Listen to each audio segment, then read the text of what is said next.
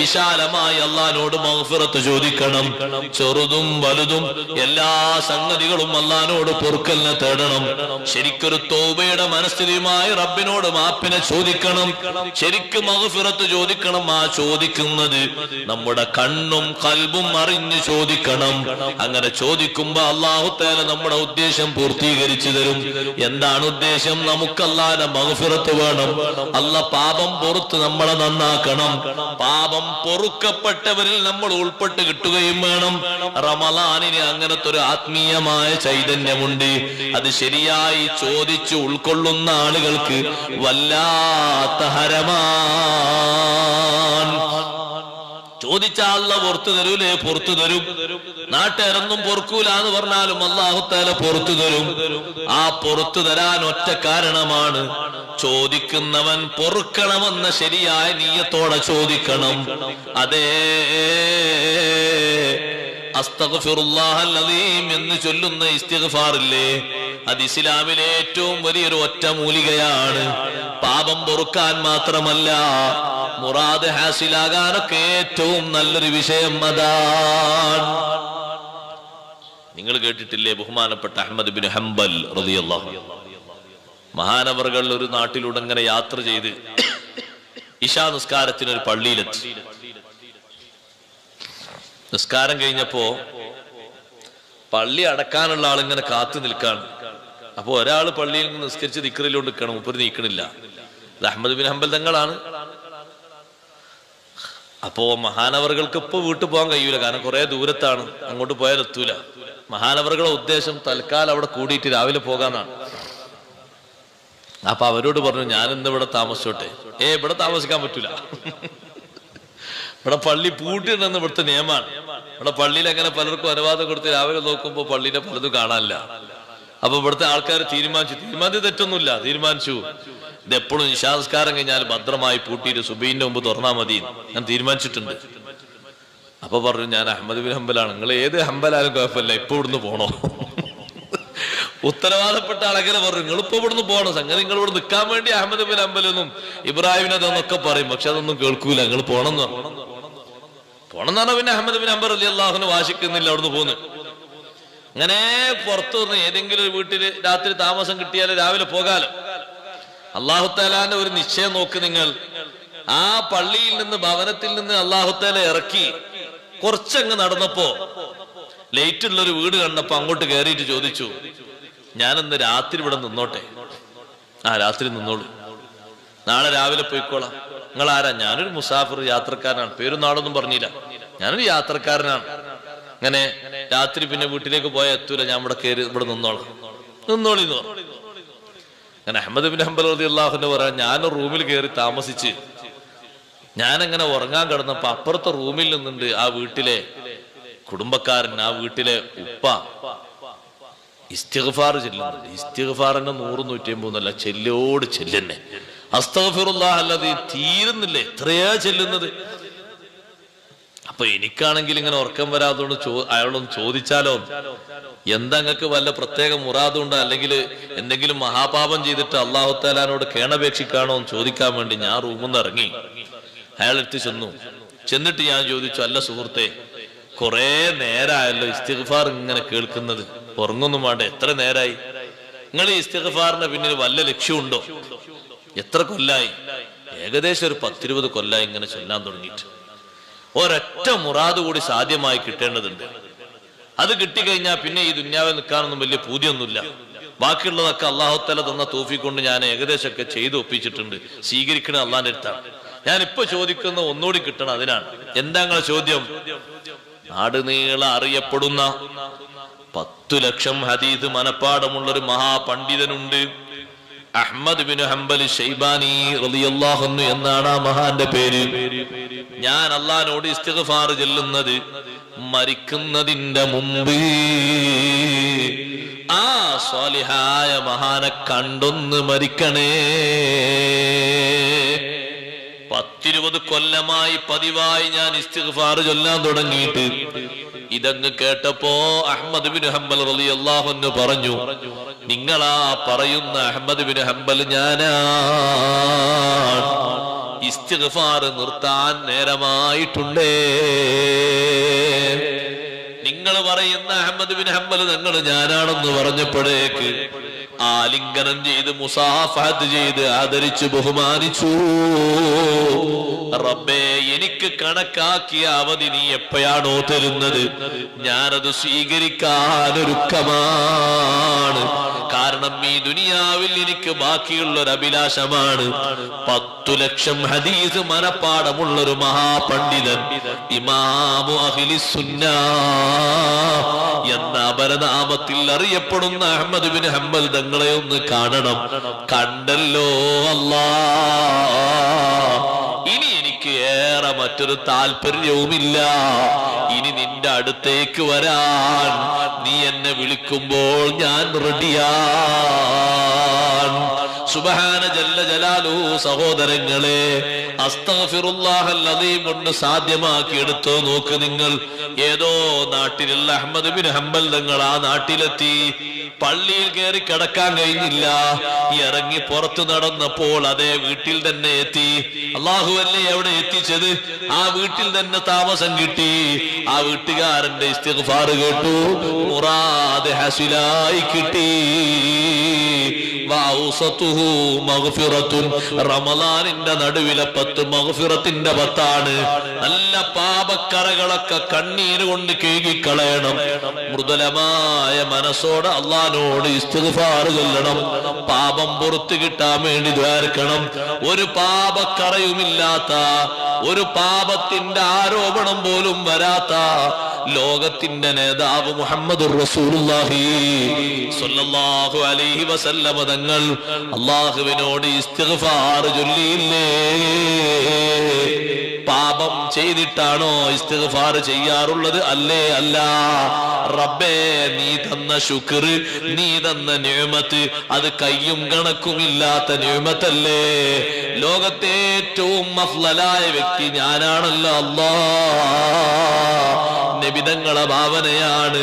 ഏറ്റവും അഷ്റഫുൽ ഖൽഖ് ഞാനാണ്, അഫ്ളലുൽ ഖൽഖ് ഞാനാണ്. മുർസലീങ്ങളിൽ മാത്രം അഫ്ളലായ ആള് എന്നല്ല, അഫ്ളലുൽ ഖൽഖി അലൽ ഇത്ലാഖി. നിരുപാധികം പറഞ്ഞാൽ, ഒരാളിലേക്കും ചേർത്തി പറയാതെ നിരുപാധികം പറഞ്ഞാൽ, സൃഷ്ടികളിലെ ഏറ്റവും ശ്രേഷ്ഠതയുള്ള നേതാവ് ഞാനാണല്ലോ അല്ലാഹ്. നീ തന്ന മഹോന്നതമായ ആ സ്ഥാനത്തിന് എനിക്ക് ശുക്ർ ചെയ്യാൻ വേണ്ടതുപോലെ ഒത്തിട്ടില്ലല്ലോ അല്ലാഹ്. അതുകൊണ്ട് അസ്തഗ്ഫിറുല്ലാഹൽ അദീം, നീ നിന്റെ നിഅമത്ത് എനിക്ക് നിലനിർത്തി തരണേ അല്ലാഹ്. നിങ്ങൾ ആലോചിച്ച് നോക്കൂ, ആർക്ക് ആരോപിക്കാൻ പറ്റും മുഹമ്മദുർ റസൂലുള്ളാഹി സ്വല്ലല്ലാഹു അലൈഹി വസല്ലം നിങ്ങളെ പറ്റി ഒരു ദമ്പ് ആരോപിക്കാൻ? ഇസ്തിഗ്ഫാർ ചൊല്ലുന്ന അങ്ങനെയല്ല, അങ്ങനെ ധരിക്കാനും പറ്റൂല. അങ്ങനെ ബുദ്ധിയുള്ള മനുഷ്യൻ തീരെ ധരിക്കൂല. നബി സല്ലല്ലാഹു അലൈഹി വസല്ലം നിങ്ങളെ പറ്റി അങ്ങനെ ധരിക്കാനാണ്. ഇപ്പൊ നബി സല്ലല്ലാഹു അലൈഹി വസല്ലം നിങ്ങളെ ഇസ്തിഗ്ഫാർ അല്ലാഹു തആല നൽകിയ താമായ നിഅമത്തിനുള്ള ശുക്ർ യഥാർത്ഥത്തിൽ ഞാൻ ചെയ്തിട്ടില്ലല്ലോ എന്ന നിലക്കുള്ള ഇസ്തിഗ്ഫാറാണ്. അപ്പൊ ആ ശുക്രിന്റെ തമാമിന് വേണ്ടിയാണ് അസ്തഗ്ഫിറുല്ലാഹല്ലദീ ലാ ഇലാഹ ഇല്ലാ ഹുവൽ ഹയ്യുൽ ഖയ്യൂം വഅതൂബു ഇലൈഹി എന്ന് അവിടുന്ന് തേടുന്നത് ദമ്പിന്റെ പേരിലാണെന്ന് വിശ്വസിക്കുന്നത് കടുത്ത തെറ്റാണ്. അങ്ങനെ വിശ്വസിക്കാൻ ഒരു നിലക്കും പാടില്ല, ഒരു മുസ്ലിമിന് കഴിയില്ല അങ്ങനെ വിശ്വസിക്കാൻ. ഞാൻ പറഞ്ഞു വന്നത്, ഇസ്തിഗ്ഫാർ അധികരിപ്പിക്കേണ്ട മാസം. കെഞ്ചി ചോദിക്കണം അല്ലാഹുവോട് തെറ്റിന്. ജനങ്ങളൊന്നും അറിയാത്ത സ്വകാര്യ തെറ്റുകൾ, ആളുകൾ അറിഞ്ഞിട്ടും നമുക്ക് പ്രശ്നമില്ലാത്ത തെറ്റുകൾ ഒക്കെ പുറത്തു തരുന്നവൻ അല്ലാഹുവാണ്. അല്ലാഹുവോട് ചോദിക്കേണ്ടതുപോലെ ചോദിച്ചാൽ അല്ലാഹു പുറത്തു തരൂല. നിങ്ങൾ നോക്കി, ബഹുമാനപ്പെട്ട കലീമുല്ലാഹി മൂസ അലൈഹിസ്സലാത്തു വസ്സലാമിന്റെ കാലത്ത് ഒരു മനുഷ്യൻ ആ നാട്ടിൽ ഒരുപാട് അസാൻമാർഗിക പ്രവർത്തനങ്ങൾക്ക് തുടക്കം കുറിച്ച ഒരാൾ. അയാളെ കീഴിൽ ഒരുപാട് ചെറുപ്പക്കാരെ അയാൾ വഴിതെറ്റിച്ചു. ഒരുപാട് സ്ത്രീകൾ അയാൾ വഴിതെറ്റിച്ചു. അയാൾക്ക് കുടുംബമുണ്ട്, മക്കളുണ്ട്, ഭാര്യമാരുണ്ട്. അങ്ങനെ ദുഷിച്ച് അയാൾക്ക് തന്നെ എന്നും ഇടക്കിടക്ക് കളവിന്റെ കേസിലും അയാൾ തന്നെ, എവിടെങ്കിലും അടിപ്രശ്നം ഉണ്ടെങ്കിൽ, കച്ചറുണ്ടെങ്കിൽ അതിലും അയാൾ തന്നെ, എവിടെങ്കിലും ആരെങ്കിലും പരിക്കേൽപ്പിച്ച വിഷയം ഉണ്ടെങ്കിൽ അതിലാണ്, കൊലപാതകം ഒക്കത്തിലും പുള്ളി നമ്പർ 1 പുള്ളിയാണ്. മൂസാ നബി അലൈഹി സ്വലാമിനോട് വന്നിട്ട് ആൾക്കാർ പറഞ്ഞു, മൂസാ നബി ഇയാളെ കൊണ്ട് സഹി കെട്ടിട്ടുണ്ട്, നിങ്ങൾ എന്തെങ്കിലും ഒരു മാർഗം അള്ളാഹിനോട് ചോദിക്കണം, ഇയാളിൽ നിന്ന് മാറിക്കിട്ടാൻ വേണ്ടിയിട്ട്, അല്ലെങ്കിൽ ഇയാൾ ഇവിടെ നിന്ന് മാറ്റാൻ വേണ്ടിയിട്ട്. അപ്പൊ മൂസാ നബി അലൈഹി സ്വലാമിനോട് അള്ളാഹു തആല പറഞ്ഞു, ചോദിച്ചപ്പോ മൂസാ നബിയെ നിങ്ങൾ അയാളെ ആ നാട്ടിൽ നിന്ന് മാറ്റിയിട്ട് വേറൊരു നാട്ടിലേക്ക് കൊണ്ടാക്കിയെടുത്തു, അവിടെ പോയി താമസിച്ചോട്ടെ. അപ്പൊ കുറച്ചു കാലം അവിടെ ഇങ്ങനെ താമസിച്ചിട്ട് പിന്നെ പതുക്കെ പതുക്കെ ആ നാട്ടുകാരും കേടുവരാൻ തുടങ്ങി. അപ്പൊ നാട്ടുകാർ മൂസാ നബി അലൈഹി സ്വലാമിനോട് വന്നിട്ട് ചോദിച്ചു, അല്ല മൂസാ നബിയെ, നിങ്ങളെ വേസ്റ്റൊക്കെ തട്ടാളെ നാടാ ഞങ്ങളെ നാട്, നിങ്ങൾക്ക് പറ്റാത്തത് മൊത്തം കൊടുത്ത് തട്ടാളെ നാടാ, പറ്റുന്ന ആളെ കൊടുത്ത് തട്ടിയാ പോരെ, നിങ്ങളെ നാട്ടിൽ നിന്ന് താങ്ങാൻ പറ്റാത്ത ഒരാളെ ഞങ്ങളെ നാട്ടിൽ കൊണ്ടുവന്നിട്ട് സർവ്വ ചെറുപ്പക്കാരൊക്കെ ഇടുന്നു, നല്ല ചെറുപ്പക്കാരെ ഞങ്ങളെ നാട് ചെറുപ്പക്കാർക്ക് കുഴപ്പമില്ല. അയാൾ വന്ന് പതുക്കെ പതുക്കെ കമ്പനിയായി, പിന്നെ പതുങ്ങി, പിന്നെ ഒലക്ക മതോന്മത്തരായി മാറി, പിന്നെ കളവിലും എല്ലാരും പിടിക്കപ്പെടലായി. നേരത്തെ അങ്ങനത്തെ ഒരു കുഴപ്പമോ കുട്ടിയൊക്കെ ഇല്ലേന്ന് നാട്ടിൽ വന്ന് പരാതി പറഞ്ഞപ്പോ മൂസാ നബി അലൈഹി സ്വലാം പിന്നെ അള്ളാഹിനോട് ചോദിച്ചു, നിസ്കരിച്ചിട്ട് പടച്ചോനെ ഞാനും പാകക്കുഴങ്ങി, ഈ നാട്ടിൽ നിർത്താൻ പറ്റൂല, ആ നാട്ടിൽ നിർത്താൻ പറ്റൂല. അപ്പൊ അള്ളാഹു തആല പറഞ്ഞു, ഇനി ഒരു വഴിയേ ഉള്ളൂ മൂസാ നബി. അപ്പൊ ആൾക്കാരെ ഇടയെന്നല്ലേ മൂപ്പരിങ്ങനെ ഞാനും ഇല്ലാത്തൊരു സ്ഥലത്തേക്ക് നാട് എടുത്തിയാൽ അള്ളാഹു തആല ചാൻസ് കൊടുക്കാൻ, മനുഷ്യൻ നന്നാകണമെങ്കിൽ നന്നായിക്കോട്ടെ എന്നാണ് അതിന്റെ അർത്ഥം. അല്ലാതെ ഒരു മനുഷ്യനെ അദാബിലാക്കാനല്ലത്, അള്ളാഹിന്റെ മഗ്ഫിറത്തിന്റെ റഹ്മത്തിന്റെ ഒരു ഭാഗമാണത്. മൂസാ നബി അലൈഹി സ്വലാം ഒരു ദ്വീപിലേക്ക് അയാൾ നാട് കടത്തി. മൂസാ നബി അലൈഹി സ്വലാം ഒരു ദ്വീപിലേക്ക് ഇയാളെ നാട് കടത്തി. അവിടെയുള്ള കടൽ വെള്ളവും മീനൊക്കെ തിന്നിങ്ങനെ ജീവിച്ചു. ഇയാൾ പിന്നെ കുറച്ച് കഴിഞ്ഞപ്പോ ഇയാൾ ആകെ അവശ നിലയിലായി, സുഖല്ലാതായി. സുഖല്ലാതായപ്പോൾ അയാൾ ഒറ്റ വിളി വിളിച്ചു, ഇലാഹി, എന്റെ ഇലാഹായ അല്ലാഹുവേ, നിന്നോടല്ലാതെ മറ്റൊരാളോടും പറയാൻ എനിക്കില്ല. എന്റെ കൂടെ എന്റെ ബാപ്പ ഇല്ലല്ലോ, ഉമ്മ ഇല്ലല്ലോ, മക്കളില്ലല്ലോ, കുടുംബമില്ലല്ലോ, കൂട്ടുകാരില്ലല്ലോ, സഹപാഠികളില്ലല്ലോ, നാട്ടുകാരില്ലല്ലോ, മറുനാട്ടുകാരില്ലല്ലോ, നിന്റെ കലീമായ മൂസാ നബി അലൈഹിസ്സലാമില്ലല്ലോ, ഞാൻ ഒറ്റക്കാണല്ലോ അല്ലാ. സുഖമില്ലാതെയായല്ലോ റബ്ബേ. അയാള് മരുഭൂമിയിൽ കിടന്നിട്ട് ശരീരമൊക്കെ മരുഭൂമിയിലേക്ക് അങ്ങ് തുറന്നു വെച്ച് ഷർട്ട് ധരിക്കാതെ മണ്ണിൽ കിടന്ന് അള്ളാഹിനോട് പറയാണ്, അല്ലാ നീ വലിയ ധർമ്മം ചെയ്യുന്നവനാണ്, കരുണ ചെയ്യുന്നവനാണ്, പാപം പൊറുക്കുന്നവനാണ്, എനിക്ക് നീ പൊറുക്കണേ അല്ലാ. ശരിക്കങ്ങ് ആത്മാർത്ഥമായി, കണ്ണുകൾ സജലമായി, കൽബുകൾ ശരിക്ക് അറിഞ്ഞ്, ശരീരത്തിന്റെ ഓരോ ഭാഗങ്ങളും അറിഞ്ഞ് അള്ളാഹുവിലേക്കങ്ങ് തുറന്നു പറഞ്ഞപ്പോ അല്ലാഹു ജല്ല ജലാലു അയാളുടെ ആ വിളിയും പ്രാർത്ഥനയും സ്വീകരിക്കുകയാണ്. നേരത്തെ നാട്ടിൽ വെച്ച് അങ്ങനെ പ്രാർത്ഥിച്ചിട്ടുണ്ടെങ്കിൽ അതൊക്കെ കുറച്ചു കാലം എന്നൊരു ലിമിറ്റ് ഉണ്ടാകും, അല്ലെങ്കിൽ കുറച്ചു കാലം മതി എന്നൊരു തോന്നലുണ്ടാകും, അല്ലെങ്കിൽ കിട്ടിയിട്ടില്ലെങ്കിലും കുഴപ്പമില്ലാതെ ചിന്തിക്കും. ഇവിടെ അങ്ങനെയല്ല, അള്ളാനെ വിളിക്കുകയല്ലാതെ മറ്റൊരു വഴിയില്ലല്ലോ. ചോദിച്ചിട്ട് അയാൾ രണ്ടാമതായി പറയുന്നത്, അല്ലാ എന്റെ പാപം നീ പുറത്തു തന്നിട്ടുണ്ടെങ്കിൽ, ഞാനിപ്പോ രോഗിയാണല്ലോ, പുറത്തു തന്നു എന്ന സ്വീകാര്യതയ്ക്ക് വേണ്ടി നിനക്കെല്ലാ കഴിവുമുണ്ടല്ലോ. എന്റെ ഭാര്യ മക്കളെയും എന്റെ ബാപ്പ ഉമ്മമാരെയും എന്റെ കൂട്ടുകാരെയും അയൽക്കാരെയും ഒന്ന് എന്റെ അടുത്തേക്കൊന്ന് കൊണ്ടെത്തിച്ചു തരണേ അല്ലാ. ഞാൻ അവരെ കണ്ടിട്ട് എനിക്കൊരു ആവേശം വരട്ടെ, എന്റെ പ്രാർത്ഥന സ്വീകരിച്ചു എന്ന് എനിക്കൊരു ബോധ്യവും കിട്ടട്ടെ. അല്ലാഹു തആല പ്രത്യേകം ചില മലക്കുകളെ ഇറക്കി കൊടുത്തു. വാപ്പാന്റെയും ഉമ്മാന്റെയും ഒക്കെ വേഷത്തിൽ, മക്കളൊക്കെ വേഷത്തിൽ അവരൊക്കെ അടുത്ത് വന്നിരുന്ന് മക്കളൊക്കെ വാപ്പ എന്ന് വിളിച്ചു, ഭാര്യക്കൊന്ന് സംസാരിച്ചു, ബാപ്പയും ഉമ്മയൊക്കെ സംസാരിച്ചു, എല്ലാവരെയും കണ്ട് കുളിരണിഞ്ഞ് അവരൊക്കെ തിരിച്ചുപോയി. കുറച്ചു സമയം കഴിഞ്ഞപ്പോ ഇദ്ദേഹം മരണപ്പെട്ടു. അപ്പൊ അല്ലാഹു തആല മൂസാ നബി അലൈഹി സ്വലാമിനെ വിളിച്ചിട്ട് പറയാണ്, മൂസാ നബി, എന്റെ ഒരു ഇഷ്ടദാസൻ ഇന്നാലിന്റെ സ്ഥലത്ത് മരിച്ചു കിടക്കുന്നത്, നിങ്ങൾ പോയി കുളിപ്പിച്ച്. ആരോടാ കുളിപ്പിക്കാൻ പറഞ്ഞത്? കലീമുല്ലാഹി മൂസാ നബി അലൈഹി സ്വലാമിനോടാണ്. കുളിപ്പിച്ച് കഫൻ ചെയ്ത് മണ്ണ് വെട്ടി ഖബർ കുഴിച്ച് നിങ്ങൾ മറവ് ചെയ്യണം. മൂസാ നബി അലൈഹി സ്വലാം പോയി നോക്കുമ്പോ നേരത്തെ നാട് കടത്തിയ ആളാണ്. മൂസാ നബി അലൈഹി സ്വലാം ഒന്ന് നോക്കിയിട്ട് നിങ്ങൾ നിന്നു, അള്ളാഹു തആല ഇപ്പൊ പ്രത്യേകമായിട്ട് എന്നെ പറഞ്ഞയച്ചത് തന്നെയാണോ, അല്ലെങ്കിൽ വേറെ എവിടെയെങ്കിലും ഇതേ പോലത്തെ ആളുണ്ടോ? ഈ ദ്വീപിൽ തന്നെ വേറെ എവിടെയെങ്കിലും ആളുണ്ടല്ലോ, ഇത് മാത്രമാണോ?